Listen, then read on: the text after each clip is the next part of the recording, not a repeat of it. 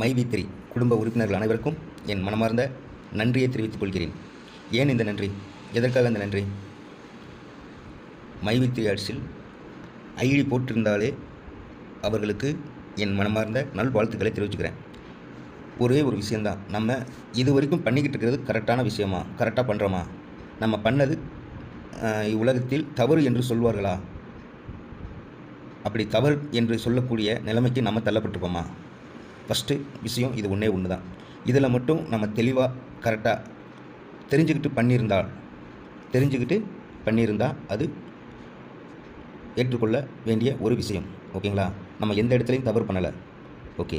ஆனால் சில சட்ட ரீதியான சூழலில் கரெக்ட் பண்ணி கொண்டு வந்தால் இன்னும் சிறப்பாக இருக்கும். நம்ம வாழ்கிறதே என்ன சொல்கிறது, நம்ம வாழ்கிறதே மற்றவர்களுக்காக மட்டும் கிடையாது, கவர்மெண்ட்டுக்காக. நம்ம காலையில் எந்திரிச்சதுலேருந்து நைட்டு தூங்குற வரைக்கும் ஒவ்வொரு நாளும் ஒவ்வொரு இடத்துல செலவு பண்ணும் போதும் அரசாங்கத்துக்கும் நம்ம வரி செலுத்துகிறோம். இன்று குறைந்தபட்சம் ஒரு நபர் காலையிலேருந்து நைட்டு தூங்குற வரைக்கும் வேலிபிளானவரா? கண்டிப்பாக வேலிபிளானவர் தான். ஏன்னா அவர் எந்த நேரத்துலையும் சாப்பிடணும் இல்லையா? அதனால் அவர் சாப்பிடணும், குளிக்கணும், வேலை செய்யணும், அவர் மறுபடியும் சாப்பிடணும், மறுபடியும் குளிக்கணும், மறுபடியும் வேலை செய்யணும். இது அன்றாட செய்யக்கூடிய ஒரு வேலை. ஓகேங்களா? இது அன்றாட செய்யக்கூடிய ஒரு வேலை. இது அவங்க எப்படியாவது செலவழிச்சே தான் ஆகணும். ₹1 செலவழித்து தான் ஆகணும். அப்படி செலவழிக்காமலாம் வாழ முடியாது. அப்படியே வாழ்ந்தாங்கன்னா 2 நாள் 3 நாள் 5 நாள் 1 மாதம், அவ்வளோதான். அதுக்கு மேலே ஒருத்தரும் வாழ முடியாது, இவ்வுலகில் வாழவே முடியாது. அப்படி ஒவ்வொரு பைசா செலவழிக்கும் போது இந்த அரசாங்கத்துக்கும் வரி செலுத்துகிறோம். ஓகேங்களா? அப்போது அரசாங்கத்துக்கு நம்ம அது எந்த வகையிலாக இருக்கட்டும், ஜிஎஸ்டிலேருந்து அந்த இதுலேருந்து அந்த வரி இந்த வரி எந்த வரி எல்லா வரியும் போடுறாங்க. ஓகேங்களா? நம்ம கண்ணுக்கு தெரியாமே நம்ம பல லட்ச ரூபாயோ நம்ம பண்ணிக்கிட்டு இருக்கோம், கொடுத்துக்கிட்டு இருக்கோம். ஓகேங்களா? அது சில பேர் 10 பேர் வச்சு வேலை செய்கிறவங்க, 15 பேர் வச்சு வேலை செய்கிறவங்க, 1000 பேர் வச்சு வேலை செய்கிறவங்க, கோடி பேர் வச்சு, அப்படி நிறுவனத்தில் லட்சக்கணக்கான நபர்களை வைத்து ஒரு நிறுவனம் நடக்குது அப்படின்னா அது ஒரு வேலிபிளான விஷயமா இல்லையா? யோசிச்சு பாருங்கள். அப்படி ஒரு கூட்டு முயற்சியில் 69 லட்சம் மக்களை இன்றைக்கி நம்ம சேர்த்துருக்கோம். இதில் குறைஞ்சது 20 லட்சம் பேர் அவங்களுடைய எல்லாம் எஜுகேட் ஃபேமிலி தான். அதுக்காக பாமர மக்கள்னு சொல்லி இன்னும் அதிலே தள்ளாதீங்க. ஓகேங்களா? இன்றைக்கி 12,000 15,000 20,000 30,000 காசு கொடுத்து செல்ஃபோனை வாங்கி அதில் பச்சை கலர் பட்டன் அமுக்கணுமா, சிவப்பு கலர் பட்டன் அமுக்கணுமான்னு கேட்ட காலம் போய் இன்றைக்கி என்ன பண்ணிக்கிட்டு இருக்காங்கிற விஷயத்தை நல்லா ஒத்து பாருங்கள். ஓகேங்களா? ஒவ்வொரு நாளும் ஒவ்வொருத்தர் கையில் இருக்கிற ஃபோனு, அந்த ஃபோனை குறைஞ்சது 1 மணி நேரமாவது அவங்க டெய்லி டைம் ஸ்பெண்ட் பண்ணுறாங்க. ஓகேங்களா? அதிலிருந்து ₹1 வருமானம் கிடையாது. ஆனால் அதை வச்சு எவ்வளவு பேர் பிழைக்கிறாங்க, எவ்வளோ பேர் என்னெல்லாம் பண்ணிக்கிட்டு இருக்காங்கிற விஷயமும் தெரிஞ்சிருந்து நாம் மறுபடியும் அந்த ஃபோனை மட்டும்தான் பார்த்துக்கிட்டு இருக்கோம். ஓகேங்களா? அவங்க காமிச்சிட்டு சம்பாரிச்சிட்டு போய்கிட்டே இருக்கான். அது நெகட்டிவாக இருந்தாலும் சரி, பாசிட்டிவாக இருந்தாலும் சரி, ஏதோ ஒன்று அந்த ஃபோனை 1.5 GB ஒரு நாளைக்கு எம்பியை காலி பண்ணி ஆகணும். அதுக்கு ஸ்டேட்டஸ் பார்க்குற, அதை பார்க்குற, இதை பார்க்குற அப்படின்னு சொல்லி நெகட்டிவ் தாட்டாக நம்ம எடுத்துக்கிட்டு இருக்கோம். ஓகேங்களா? அவன் ஒவ்வொரு நாளும் புதுசாக ஏதோ ஒன்று போடணும், ஏதோ ஒரு வீடியோவில் போடணுங்கிறதுக்காக புதுசாக கதை எழுதி, வசனம் எழுதி, திரைக்கதை அமைச்சு, அதுக்கு மியூசிக்கு போட்டு நம்மளை ரசிக்க வைக்கிறேங்கிற போர்வையில் அதுக்காகவே அடிக்ட் ஆகி அதையே தொழிலாகி அது மூலியமாகவே சம்பாதிச்சிக்கிட்டு இருக்காங்க. ஓகேங்களா? ஒருத்தர் இப்படி தான் சம்பாதிக்கணும் ஒரு வரையறை கிடையாது. உழைச்சி தான் சம்பாதிக்கணும். எல்லாருமே மும்படி தூக்கிட்டு உழைச்சிட்டு இருக்காங்க. அப்படி கிடையாதுங்க. மூளை உள்ளவர்கள் அதை செயல்படுத்துபவர்கள். மூளை எல்லாருக்கும் தான் இருக்குது, எல்லாருக்குமே மூளை இருக்கத்தான் செய்யுது. பட் அதை செயல்படுத்தி செயல் வீரர்களாக இன்று விரலை விட்டு எண்ணி பார்க்கக்கூடிய நபர்கள் ஒரு சிலர் தான். ஆனால் அவங்க பேக்ரவுண்டு பார்த்தீங்கன்னா குறைஞ்சபட்சம் 40% மக்கள் அனைவருமே குறைஞ்சபட்சம் ஒரு ஆளுக்கு செலவழிக்கக்கூடிய தொகை மட்டும் ₹1000 மேலே செலவழிக்கிறாங்க. இப்படி செலவழிக்கிற தொகை மட்டும் ₹1000 மேலே செலவழிக்கிறவர்கள், ஒரு நாளைக்கு செலவழிக்கிறவர்கள் 40% பேர் இருக்காங்க. இதில் 60% பேர் ₹1000 கம்மியாக சம்பாதிக்கிறவங்க. இவ்வளவுதான் சொல்ல முடியாது. ஓகேங்களா? 60% பேர். இதில் 40% பேர் ₹500 கீழே. அதில் ஒரு 20% பேர் அதுக்கு கீழே 20%. அவ்வளோதான். இது ஜனத்தொகை இப்படிப்பட்ட சூழலில் தான் நம் நாட்டில் நிலவி கொண்டிருக்கிறது. ஓகேங்களா? இதில் பாமர மக்கள், அந்த மக்கள், இந்த மக்கள் தான் கிடையாது. மூளையை வேலை செய்ய விட்டு சம்பாதிக்கிறவன் சம்பாதிச்சுக்கிட்டே இருக்கான். எல்லாமே மூளை இருக்க போய் தான் சம்பாதிக்கிறாங்க. அதுக்காக அம்பானியை போய் நம்ம குத்தம் சொல்ல முடியுமா? அதானியை போய் குத்தம் சொல்ல முடியுமா? டாட்டா அவரை போய் குத்தம் சொல்ல முடியுமா? அவங்கள வச்சு எத்தனை குடும்பம் வாழுது அதை யோசிச்சு பார்த்தாங்களா யாராவது? உடனே அம்பானியை குடும்பத்தை வைவோம், அந்த குடும்பத்தை வைவோம், இந்த குடும்பத்தை வைவோம். அவன் ஸ்ட்ரெச்சர் அதான் அந்த இடத்துல நிற்க வச்சிருக்கு. ஓகேங்களா? 3000 கோடிக்கு அவள் வீடு எடுத்து 3000 கோடின்னு கேள்விப்பட்டேன். 300 கோடியா? அது என்னன்னு தெரியல. பட் அவங்க ஆடம்பர செலவுக்கு பார்த்தாலே ஏகப்பட்ட செலவு. ஓகேங்களா? அப்படி ஒருத்தர் இருக்கும்போது, அவ்வளோ வேலியபிளா இருக்கும்போது, முகேஷ் அம்பானி ஒரு நாள் டர்ன் ஓவர் எவ்வளவு? 1 மணி நேரத்துக்கு எவ்வளவு? 1 நிமிஷத்துக்கு எவ்வளவு? அந்த டர்ன் ஓவர் கொடுக்கக்கூடிய தன்மைக்கு அவர் இருக்கார். பட் அதை விட நம்ம சத்யானந்த் சார், நம்ம மைவி3 ஆர்ட்ஸ் எம்டி அவர்கள் மிகப்பெரிய பிரஷன். 90 ப்ராடக்ட்டு இன்னைக்கு லான்ச்சிங். இன்று வரை 90 ப்ராடக்ட்டு. இன்னும் 200 ப்ராடக்ட் வர்றதாக சொல்லியிருக்காங்க. மொத்தம் 300 ப்ராடக்டை வச்சுக்கிட்டு அம்பானி எங்க பெரிய பெரிய அதை விட பெரிய ஆளாக இருந்தாலும் அந்த இடத்த பிடிக்க முடியாதுங்க. கொஞ்சம் சிந்திச்சு பாருங்கள். சிந்திச்சு பார்த்தீங்கன்னா உங்களுக்கே தெரிய வரும். ஓகேங்களா? ஓகேங்க. நம்ம நிறுவனத்தில் இன்றைக்கி வரைக்கும், அதாவது கடந்த 2 வாரத்துக்கு முன்னாடி வரைக்கும் பிளான் அப்கிரேடுங்கிற ஆப்ஷன் ஓப்பனில் தான் இருந்தது. அந்த நேரத்தில் கூட நம்ம நிறுவனத்தை எதை நம்பி அவங்க கட்டியிருப்பாங்க? யோசிச்சு பாருங்கள். அப்போது ஒரு உண்மைத்தன்மை இருக்க போய் தானே. அப்படி உண்மைத்தன்மையான கம்பெனினா வெகு விரைவில் அது வேறு லெவலில் கனெக்ட் கொண்டு போவார். தயவு செஞ்சு கொஞ்சம் பொறுமையாக இருங்க. புதுசாக சேர்ந்தவங்களாம் ரொம்ப பொறுமையாக இருங்க. ஏன்னா இன்றைக்கு உள்ள காலகட்டங்களில் நம்ம எம்டி சார் மாதிரி ஒருத்தரும் கிடையாதுங்க. கிட்டத்தட்ட 2-3 வருஷமாக அவர் பார்த்த வீடியோக்களை மறுபடியும் ஒரு தடவை பார்த்தாலே போதும். ஓகேங்களா? கொங்கு மண்டலத்தில் கோயம்புத்தூரில் பிறந்து கோயம்புத்தூர்லேயே பல கம்பெனிகளில் வேலை செஞ்சு கல்யாணம் முடிச்சு ஒரே ஒரு பொம்பளை பிள்ளை. அவருக்கு ஒரே ஒரு பொம்பளை பிள்ளை தான். ஆனால் அவர் ஆல்ரெடி செட்டில். அவங்க மாமனார் வீட்டு வழியாக அவங்களும் செட்டில், இவங்க அப்பா வீட்டு வழியாக இவங்களும் செட்டில். ஓகேங்களா? ஒரே ஒரு பொண்ணு தான். அதையும் படிக்க வச்சு செகண்ட் இயர் என்னமோ படிச்சுட்டு தான் சொன்னாங்க. ஓகேங்களா? இதையும் தாண்டி ஒரு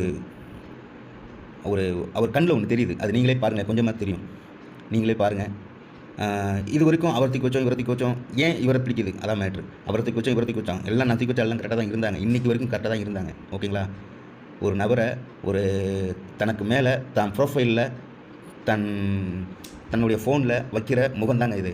அப்படிப்பட்ட முகம் எல்லாருக்கும் கிடைக்காது. ஓகேங்களா? எனக்கு இதுக்கு முன்னாடி கிடைச்சது கேப்டன் அவர்கள் கட்சியில் நான் ஒரு கிளை செயலாளராக இருந்தேன். அவரை தான் நான் ப்ரொஃபைலில் இன்றைக்கி வரைக்கும் அவரையும் வச்சுருக்கேன். ஓகேங்களா? அதோடு சேர்த்து இவரையும் ஒரு மானசீக மனிதனாக போற்றக்கூடிய நல்ல மனிதர். ஃபஸ்ட்டு நல்ல மனிதருக்கு கண்டிப்பாக நல்லதே நடக்கும். நல்லதே நினைப்பவருக்கு கண்டிப்பாக நல்லது நடக்கும். ஓகேங்களா? வெயிட் பண்ணுங்கள். இது வரைக்கும் பொறுமை காத்த அனைவருக்கும் என் மனமார்ந்த நன்றியை தெரிவிச்சுக்கிறேன். உங்கள் பாதத்தை தொட்டு கேட்டுக்கிறேன். தயவு செஞ்சு பொறுமையாக இருங்க. நம்ம பொறுமை தான் நம்மளுடைய கம்பெனியோடைய முதல் வெற்றி. ஓகேங்களா? ஒரே ஒரு செகண்ட் சார். எல்லாருமே பார்த்துருப்பீங்க. அன்பார்ந்த மைவி3 ஆர்ட்ஸ் குடும்ப உறவுகளுக்கு வணக்கம். நம்ம நிறுவனத்துக்கு எதிராக 5 வழக்கு பதிவு செய்யப்பட்டது. அதில் 3 வழக்கு என்னவென்றால் அனுமதி பெறாமல் கூட்டம் கூடியது. ஓகேங்களா? நான் அது நிறுவனத்தின் மேல் கிடையாது. நிறுவனத்தில் இருக்கக்கூடிய எம்டி சார் மேலே அவர் தனிப்பட்ட அதாவது கூட்டத்தை சேர்த்ததுனால அவர் மேலே கேஸு. ஓகேங்களா? நம்ம நிறுவனத்தின் மேல் 5 வழக்கு பதிவு செய்யப்பட்டது. அதில் 3 வழக்கு என்னவென்றால் அனுமதி பெறாமல் கூட்டம் கூடியது. மீதம் உள்ள 2 வழக்கு தான் நாம் அனைவரும் அறிந்த சொர்ணம் அண்ட் பேபி அவர்கள் கொடுத்த வழக்கு. இப்போது நமது எம்டி சாருக்கு பெயில் கிடைக்காமல் போகலாம். ஆனால் யோசித்து பாருங்கள் நண்பர்களே, கெட்ட விஷயத்திலும் ஒரு நல்ல விஷயம் என்பது போல தற்போது நமது நிறுவனத்துக்கு ஏற்பட்ட அவப்பெயரினால் நம் நிறுவனம் மேலும் ஜென்யூன் நேர்மையான நிறுவனம் என்று வெற்றியை பெற்று கொண்டு இருக்கிறது. முதல் வெற்றி, எம்டி தானாக முன்வந்து சரண்டர் ஆனது. அதுவே முதல் வெற்றி. இரண்டாவது, 500 கோடி 2000 கோடி மோசடி என்று கூறிய இடத்தில் 2400 கோடி இன்வால்விங் ப்ராஜெக்ட் என்று கூறப்படுகிறது. ஓகேங்களா? அடுத்து, தவறாக பேசிக்கொண்டிருந்த யூடியூபர் பகிரங்க மன்னிப்பு கேட்டார். மேலும் சில யூடியூபர் புரிந்து கொண்டு இப்போது நல்ல விதமாக பேசுகிறார்கள். ஜூன் மாதம் வராமல் இருந்தபோதும் நாம் நிறுவனத்தில் இருக்கும் உறுப்பினர்களே நிறுவனத்திற்கு எதிரான வழக்கு கொடுக்க தயாராக இருந்தனர். ஆனால் இப்போது உண்மைத்தன்மை புரிந்து நம் உறுப்பினர்கள் இதுவரை ஒரு வழக்கு கூட பதிவு செய்யவில்லை. மாறாக நம் நிறுவனத்திற்கு எதிராக அவதூறு கூறிய அசோக் ஸ்ரீநிதி மேல் புகார் கொடுத்துள்ளனர். இதுவரை மைவி3 ஆர்ட்ஸ் என்றால் என்னவென்று கூட தெரியாமல் இருந்த பலருக்கு இலவசமாக ப்ரொமோஷன் செய்கிறது இந்த நிகழ்வு. 6 மொத்தம் 5. யோசித்து பாருங்கள் நண்பர்களே. இந்த கேஸ் நமது நிறுவனத்துக்கு பாசிட்டிவ் தீர்ப்பு வந்துவிட்டால் அல்லது நமது எம்டி பெயிலில் வந்துவிட்டால் நமது நிறுவனத்தில் குறைஞ்சது இன்று 69 லட்சம், இது பன்மடங்காக உயரும்.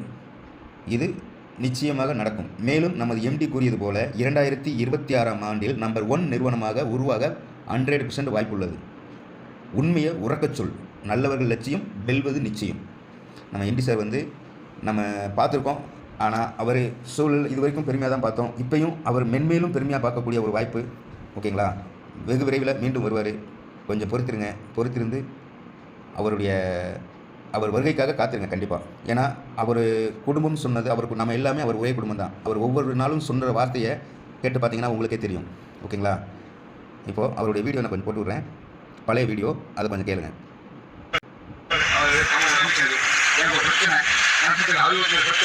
அப்படிங்கும்போது அவர் சந்திச்சு ஒரு நிமிஷம் பேசி ஆதரவு சொல்றது எனக்கு வந்து நான் ஆசையாக இருக்குது, எனக்கு தேவை இருக்குது. நான் கோரிக்கிறேன், ஒரு நிமிஷம் டைம் சார். சும்மா ஒரு விளக்கம் கொடுக்கும், ஏன் சார் விளக்கம் கொடுக்குங்க பார்த்துட்டு அடுத்த என்ன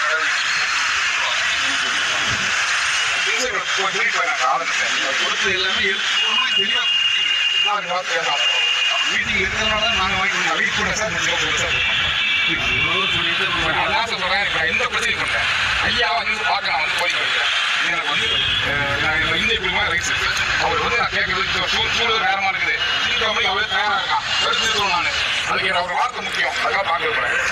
யாரையும் பார்க்க அவ்வளோதான் கேட்குறேன். ஒரு மீட்டிங் இருக்கும்போது அதுக்கு நான் சொல்லியே நான் வெயிட் பண்ணி தான் சொல்கிறேன். அவர் நைட் 8 மணிக்கு சொல்லி வரேன்னு சொல்கிறேன். நான் ஒன்று இப்போயே பார்க்க ஆரம்பிச்சிங்க. நான் காத்துருக்கேன்னு சொல்கிறேன். அவர் சொல்லும் போது வரேன்னு சொல்கிறேன். இதுக்கு மேலே என்ன சொல்கிறேன்? நான் காத்துருக்கேன்னு சொல்கிறேன்.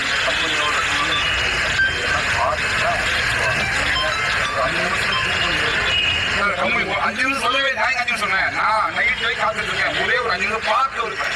5 நிமிஷம் மூக்கணும்னு சொல்ல தப்பா நான் சொல்றேன். இப்போ நான் சொல்றேன் அவர் ஐயா எப்போ ஃப்ரீ ஆவாரோ அது நான் வெயிட் பண்ணி ஒரு 5 நிமிஷம் மாதிரி ஆரம்பிச்சு சொல்லிட்டு போறேன். அதுக்கப்புறம் இது சொல்லாத கேட்கறேன். இது என்னோட நியாயமான போய்க்கிறேன். நான் ஒரு தப்பா சொல்லியே.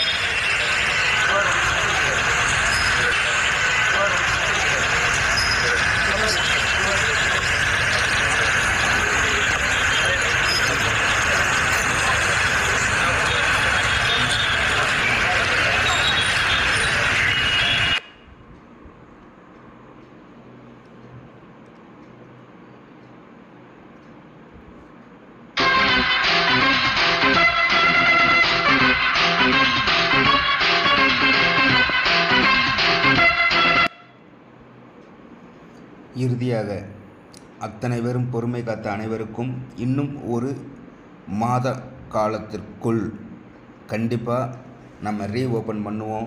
அதுக்கு நீங்கள் எல்லோரும் கம்பெனியோடு சேர்ந்து நல்ல நிறுவனத்தில் நல்லது ஒரு வாய்ப்பினை தயவு செஞ்சு யார் சொல் பேச்சு கேட்டும் கெடுத்துக்கிறாதீங்க. கொஞ்சம் வெயிட் பண்ணுங்கள். இதையும் கடந்து போவோம். ஓகேங்களா? ஓகேங்க சார். அனைவருக்கும் நன்றி, வாழ்த்துக்கள்.